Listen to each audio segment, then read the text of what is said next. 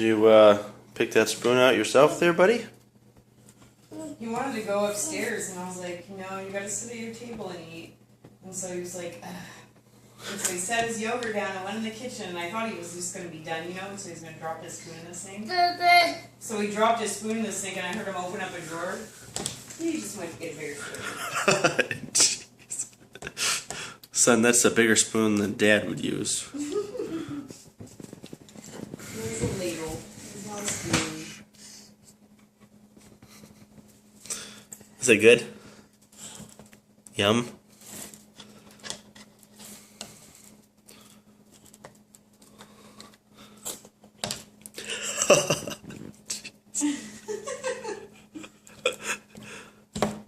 Easy, easy, easy. Don't play with your food. Do you want a regular size spoon there, bud? No?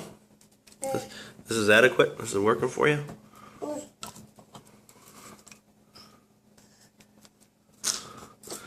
You like yogurt a lot, huh? Do you love yogurt?